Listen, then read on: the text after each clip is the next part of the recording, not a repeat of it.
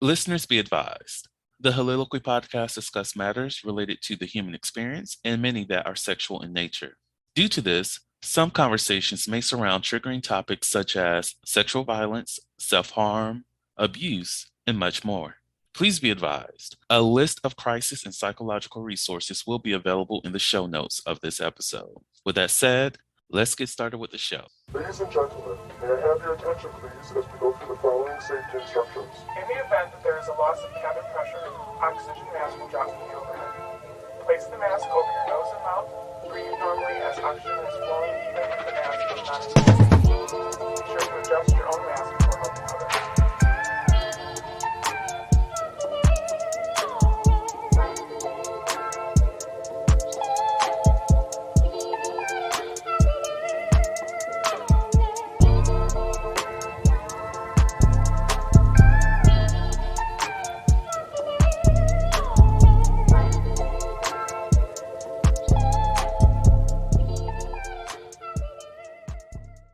Hello, everyone. Welcome to the Soliloquy podcast, where we step out and speak on sexuality. This is your favorite host, Vernon T. Scott, also known as Slaytor Jackson, and for those freaky motherfuckers, also known as Sebastian Adams.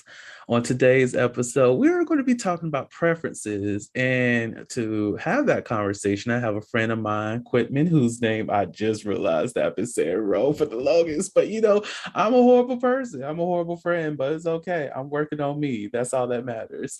So, Quitman, do you mind telling the audience about who you are, what you do, and just everything that's about you so they can welcome you into this wonderful podcast family? Hi, everybody. My name is Quitman Alexander. Who am I? I'm everything.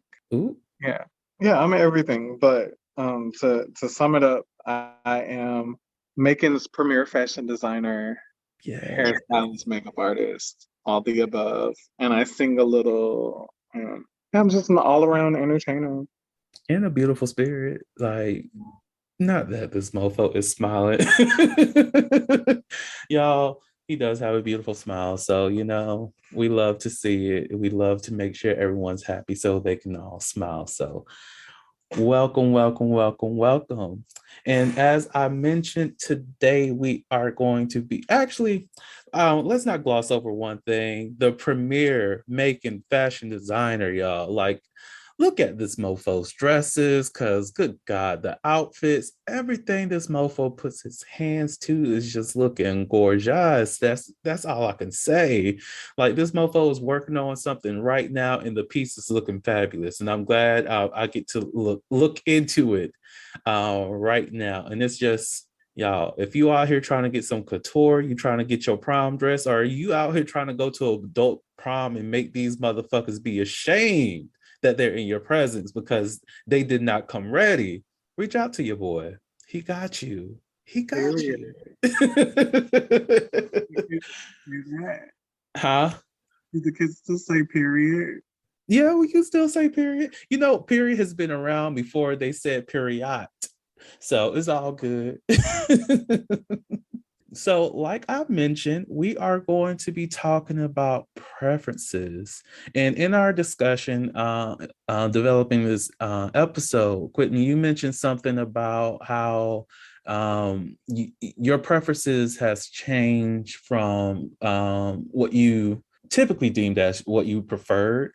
So what were your previous preferences before you had any kind of change? So, I think my preference was everyone's preference when it boils down to it. Like, I think honestly, like, I was seeking someone that was, maybe a little more masculine than myself, just in general, just a manlier man, tall, dark, and handsome, like, nice smile. That was originally what my preference was. And not just because, society told me that's what my preference was supposed to be, but just that was like the main thing that I was attracted to. And I like that you said it was not because what society told you to have as a preference, because there's a lot of people who live their life based off of what society deems beautiful. And you know, it amazes me that there's a lot of people who either remove themselves from the beauty that is of other people just because they're afraid of what other people think. Like, in a way, it's childish, but I also kind of get it. But it's like, why does other people's why does other people's view of your relationship even matter at the end of the day? As long as we look good in pictures together and we're happy, that's all that matters to me. I'm with you there. So what are your preferences like today? Like what's changed other than, you know, tall, dark, and handsome? Listen, my preferences are all over the map. I just prefer someone who is authentically themselves. However, if you're gonna do it, you got to do it right. What you mean? I don't know, like you ever come across someone that you could tell they were like in the beginning stages of self-discovery and they weren't themselves yet? Like I I prefer, mhm. meet someone that's themselves. You know, I have to admit, I have met some people where I just knew that they are still growing on something. They're not there yet. And it's like I'd rather step away from that to see what you become. And if we come back in the same circle, it might be the right time then. So I've definitely experienced things like that. It's like I will say, even with that, I think about the concept of falling for somebody's potential. Oh, Uh, I do it all the time. Like I've had to stop myself from doing that. so is that something that happened recently that you fell for somebody's potential, or it's just you've done it a couple times and you just like you recognize the signs? I've definitely recognized the signs, like the call is coming from inside the house at this point. But So what? when you meet someone for the first time, you're just like imagining different scenarios, like how things could be. And sometimes it's good, but like we have to step away from just assuming that someone can be something that they're not. Mm, that's real. Like the issue with falling for somebody's potential that I always that even speaks to myself is that you really do create a whole nother character for that person, and you don't give them the opportunity to just be them because you're so busy living in the future of what things could be rather than what things really are. And I feel like for those who are focusing on that potential, they get to a point where they just don't ever see the partner that they're with. And in a way, I kind of feel bad for that same person. It's like you're with me every single day, or we're communicating every single day, but regardless of how much you try to be there for me emotionally, be there for me physically, you just will never see me because you don't want to recognize me for who I am right now. Right. And that has happened to me before too, because people assume that because I am a creative, success looks a certain way for me. Hmm. And people are always saying, well, when are you going to move out of Macon? When are you going to do this? And it's just like, before I would get that question, not a lot of people knew it, but I took care of my dad. So before he passed, like I was just his primary caregiver and I was doing my own thing like on the side. But, I was like living with my dad and we lived together. So there was a lot of things that I just couldn't do. But Hmm. people would assume that, oh, you're not doing it because, you're afraid of success or whatever. But yeah, hate that. Mm. And you know, that's the thing that even within my time as, you know, success coach and all this other stuff like coaching and whatnot is helping people find their own definition of success. Because the one thing I really hated was that grind mentality that you have to be running yourself ragged just to be successful. And I like my mental health. I like being together. I like having time to breathe. I like waking up in the morning and not being ready to grind. I don't want to grind the first hour in the morning. No, I'm still trying to wake the fuck up. Like, why rise and grind? Hmm? It's like, can we rise and shine first? Dang. Ain't it? Like, what is your own personal definition of success? And what does your success look like to you? Success for me is doing what I love to do when I want to do it and how I want to do it. Mm, Like that's success. Like knowing you can do something and doing it the way you wanted it to come out. mm. That's a Like that's word. success. That is a fucking word. And I look at the people who have like billions of dollars and whatnot, and I'm not knocking their success or their success stories, but whenever I see that, I don't see myself wanting to be in that same path. I don't want to see myself in that same space. I want to be somewhere where I know I am enjoying the exact same things that made me that millionaire, that billionaire, or wherever the case may be financially. But I want to still be doing that same thing every single day. I don't want necessarily be the most well known. Okay, one, I do want to be a world renowned sex therapist. That's something completely different. But that doesn't mean that I want to be want to have that clientele that is like super rich. I still want to be working with people who don't have access to those kind of services because they deserve just as much as anybody else on this planet. So it's like, I don't know. It's just when I think about it, I don't want my success to be something where other people have to lack my access in a way. Yeah, because what are these billionaires doing with their money? Like, what are they doing? I mean, and granted, we don't know what they're doing because Mhm. it's their money, but like, you know, I don't know. I don't know. Honestly, if I had a lot of money, I probably would make sure that the people closest to me were like, set up for success, and then I would just like enjoy it for the most part, you know? Mhm. I feel like I would not even be in this country anymore. It's ghetto here.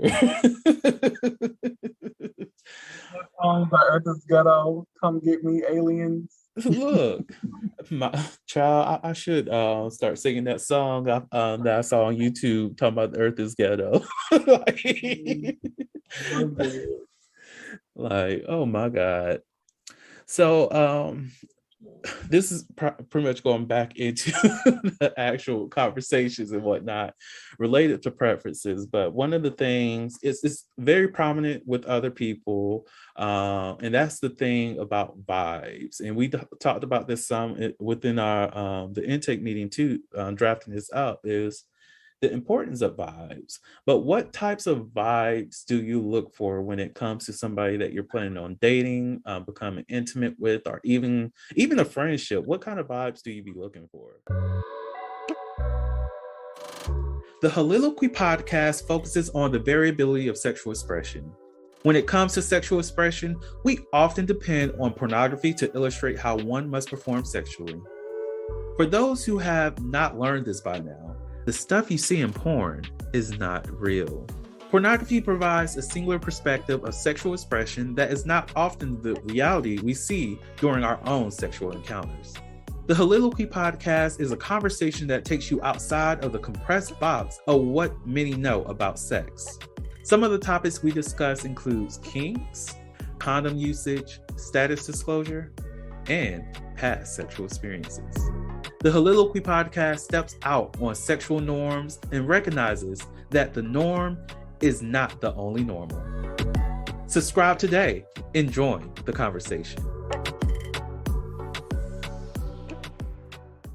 But what types of vibes do you look for when it comes to somebody that you're planning on dating, becoming intimate with, or even a friendship? What kind of vibes do you be looking for? Okay, so intimacy vibes is definitely someone that's going to make me feel safe in their presence. Mm. Safety is important. Um, sometimes I just want to feel like a petite white woman. Not a petite white woman, but hey, if it makes you feel good, do it. Yes. But then sometimes I wanna be Kevin Costner, you know? Sometimes I wanna be the big white man or the big black man. Ooh, yeah, shake those tables. Yes. But like the vibe, I just want to make sure that I'm in a safe space and that I'm also creating that same safe space. Mm. And definitely reciprocity is a vibe. Like if you can't reciprocate, then you can't afford to date. Ooh, shit, that's a word right there. Ooh, somebody gonna hit that like, ooh, hold up now. Let me backtrack on some of my damn relationships. Have I been reciprocating? Have they been reciprocating? But that's legit. That's legit though. If you can't reciprocate, you shouldn't be dating. You shouldn't be out here getting into relationships with other people. Like I really can't personally, I cannot be in a relationship with someone who is focusing on just draining me on a regular basis. I just I like to feel energized. I like to feel loved. I don't like to have to give my all to somebody and it never be returned to me because why am I here? What am I supposed to be getting from this situation that we're in, this relationship that we're in, if I don't ever get anything back? And for some, they might think that's selfish thought, but sometimes you have to be selfish in relationships. Sometimes you have to focus on yourself. Sometimes you have to focus on your own needs because if your partner's not doing it for you, who else will? Right, right. It's very important, and also it's important that the people know. The people know. It's important. Listen to this, people. Okay. If you can't afford, you can afford in other ways. Mm, So reciprocation doesn't always look like paying on a date. Reciprocation doesn't always look like buying a gift or doing something fancy. Reciprocation can be picking up the phone, you know, sending like a really quick text just saying, "Hey, have you eaten today? What did you eat? What are you going to eat? Are you okay? How are you feeling?" mm. And for some people, like they don't realize how important that is. Yes. Like when you mentioned it doesn't look like, paying for a date, it brought back the concept. I was listening to another podcast. I forgot what I was listening to.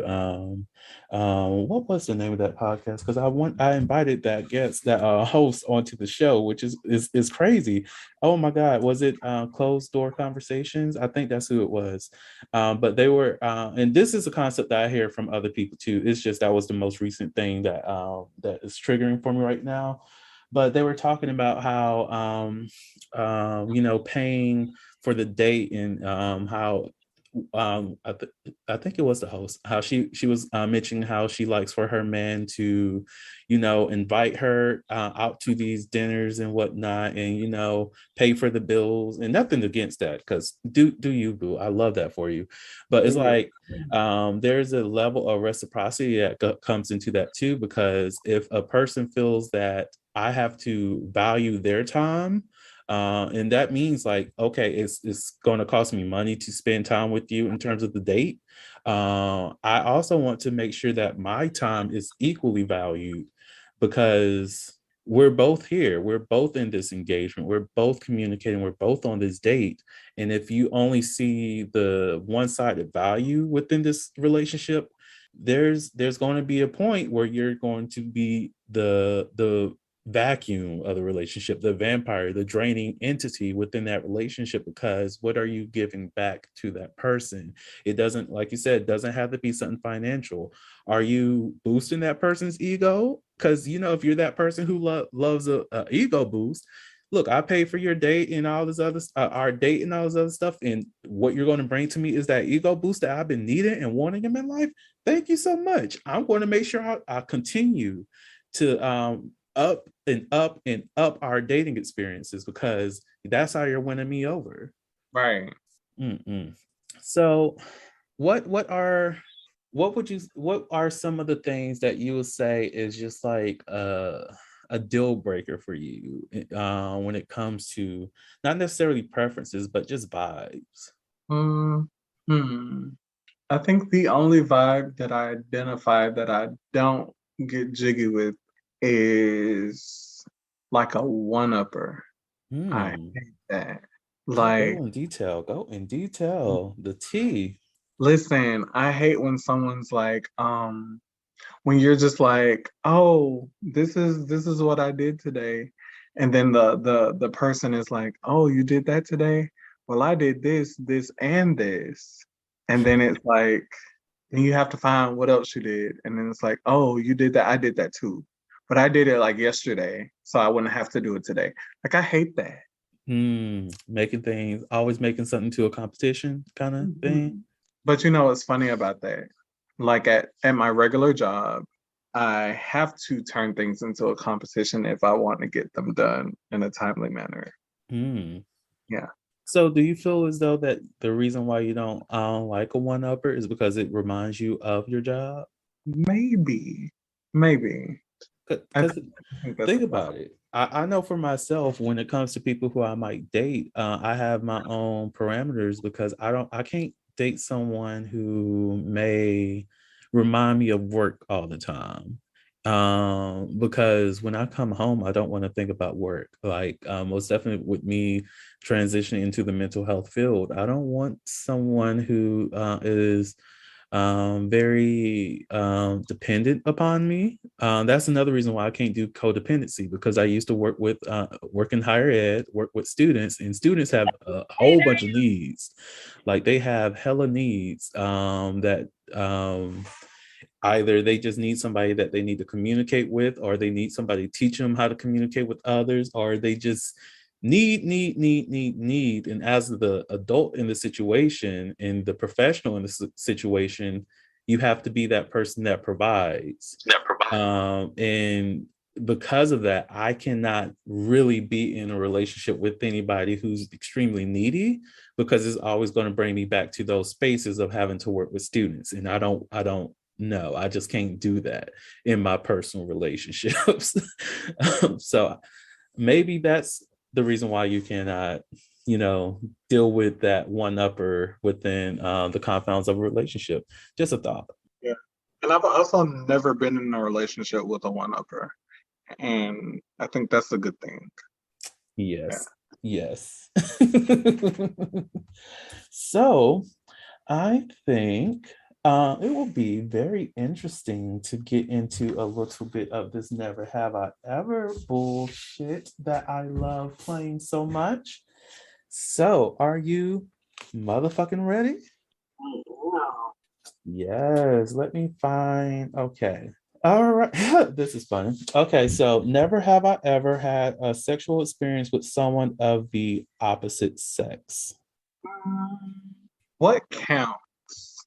It depends on what you count as sex. So every time people ask those kind of clarifying questions, I feel like there's something that needs to be answered. There's something that needs to be dug into. Because look, what you define as sex is what you define as sex. So what you've been out here doing? Okay, so the only acts that I can think of that have been with the opposite sex were definitely non-consensual. Oh, Well, I don't think I should count those. mm-mm, mm-mm. We Yeah. don't count those. No, consent has to be implied for sex. Not implied, but consent needs to be there. There needs to be actual consent for the sex. So yeah, those don't count.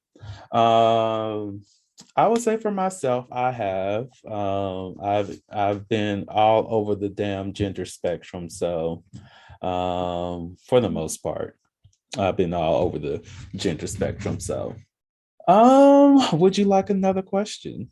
Sure.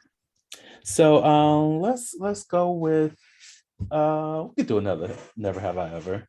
So never have I ever joined the Mile High Club or had any sexual experience on a plane. I've been on one flight. You know, same here. I've only been on one flight, and that was to go to Chicago to see a best friend. And like, I might go on a lot more, but I don't think I will ever have sex in anybody's plane that's not a private jet. I mean, hey, if we can't do it in the cabin, I don't want to do it at all. Ooh, amen to that. Amen too fucking bad. Because I just, it's like I get the exhibitionist side of things, but I've seen like just in the planes that I've been in. One, I'm a big dude, so I don't know how this is going to work out. Like, I need my space. I don't know, you're gonna need your space.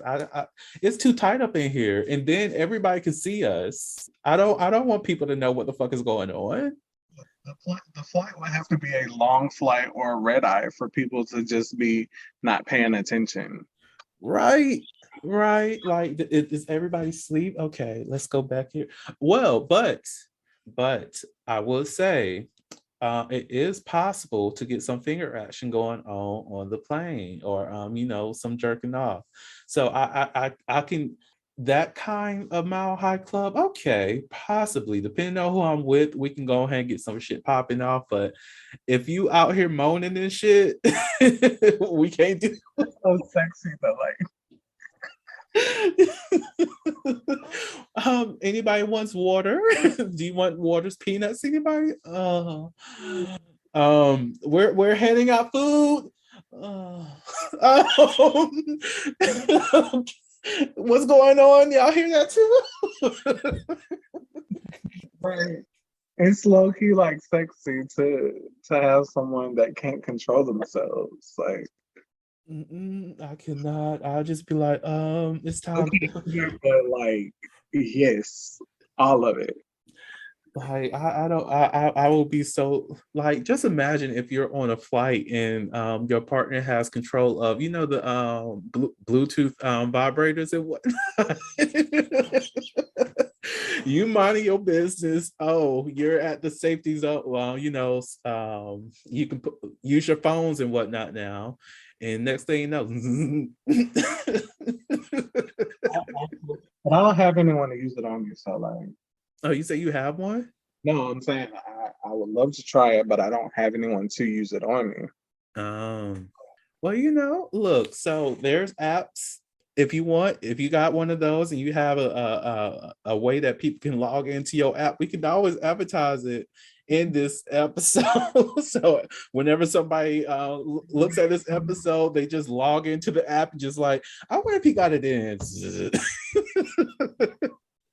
I would be so fucking pissed. Dang, just imagine having to wear that like all day long. Right? Oh, that's the torture of it all. Ooh. And not knowing when it's coming, it's just like that's kind of sad. I will say one of the toys I have, it does come with an app. But I'll shut up. I am not letting people have access to that damn toy. why not? That's the whole point. Look, like, oh, subscribe to the Soliloquy podcast so you can have control of Vernon's orgasms. We are not. Huh? Just have like an orgasm special, like where we talk about orgasms and then just like give them like the special code, and then they have to like pay after that one time. Yeah. That would be nice. I will actually do some shit like that. I'm not even gonna lie. Well, if y'all want to do something like that, let's get these subscriptions up to like 1,000. And once we do that, we'll have that special. And sound off in the comments, everybody. Look, rate, review. I need 1,000 subscriptions wherever you are. So if you're on Spotify and you got a good 1,000 friends, make sure all those friends follow. Make sure that they listen to a couple episodes. Make sure that they rate and review the podcast. And then if you are over here on Apple Music, you do the same thing. If you're on Podbean, you do that as well. Shoot, even if you're on what else am I on? iHeartRadio, you can find me there.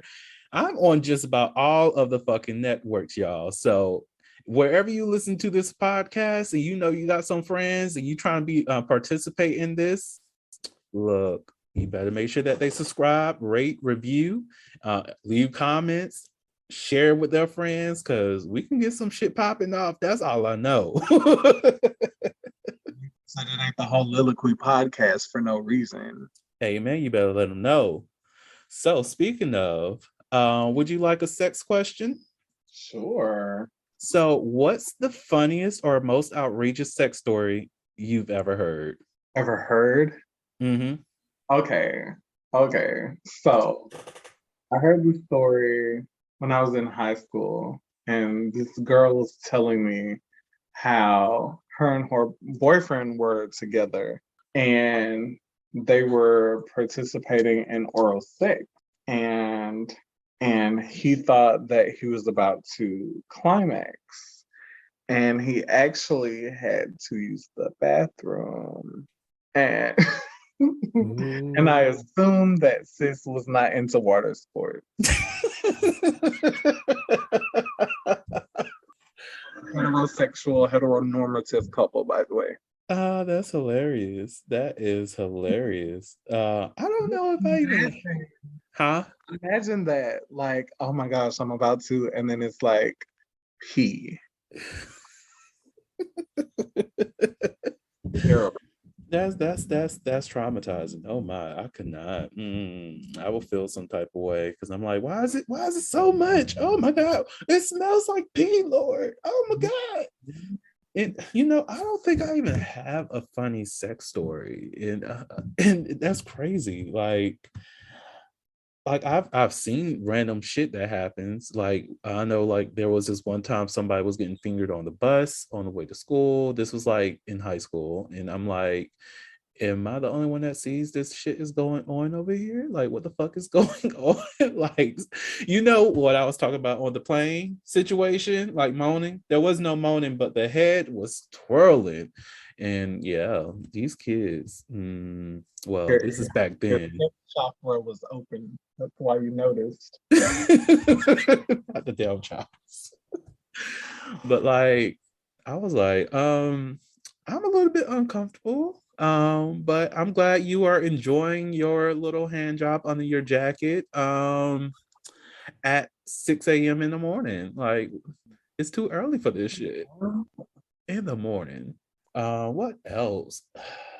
Child. Well, I have a personal funny story. I hooked up with someone and well, we were just chilling. The expectations were possibly to have sex, but it was a little ice cream thing. We were just eating ice cream and whatnot. And I'm like, we're just chilling. Everything's great, life is good. And then they kept hinting that they want to have sex. And I'm like, my thing is if you cannot straight up say that you want to have sex, you don't want to have sex. So it is what it is because I'm enjoying my company. So like it is what it is. But finally mustered up the courage to be like, okay, so do you want to hook up and have sex with her? I was like, cool, sure, let's go. Now, uh all up in the moments, oral and all this other stuff, and get to a point where I'm just like, hold up, I am not feeling my best. That's what I was like. You know what? Yeah, you got to go, and let's just go ahead and get you up out of here. And when I'm not lactose intolerant, but that ice cream did something. Like this is the first time I had ice cream in like 3 months. And I was just like, I just ran to the bathroom at that point. As soon as they got the house, I ran to the bathroom. I was like, thank God they left at the right time because it's going to be a whole mess up in this mofo. And not today, Lord. We're not doing that. Mm-mm, mm-mm. It was almost scat play. Let's I don't do that. I'm not comfortable enough with that.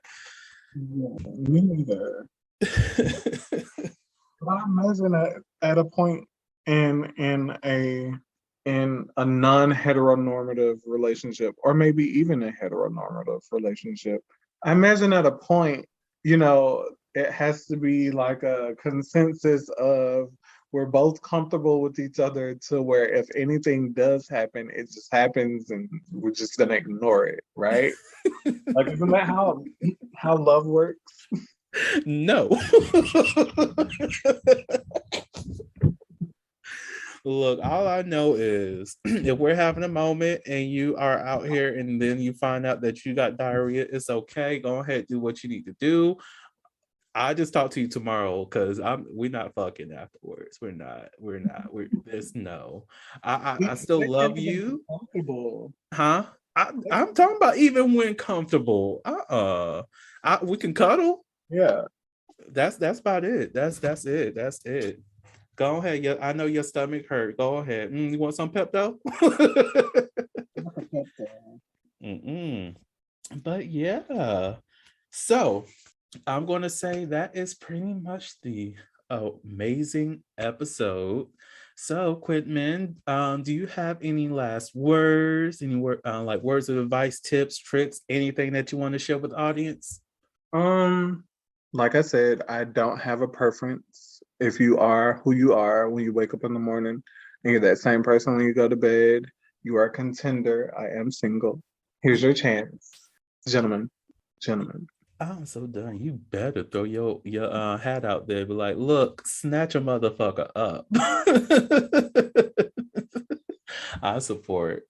Um, but yeah, as mentioned previously, about this orgasm party, we're going to do this, like get these likes and subscribe. So up to 1,000, y'all. 1,000. If you don't see 1,000 reviews on whatever platform you're on, then that means we're not near our goal. We're not near our goal.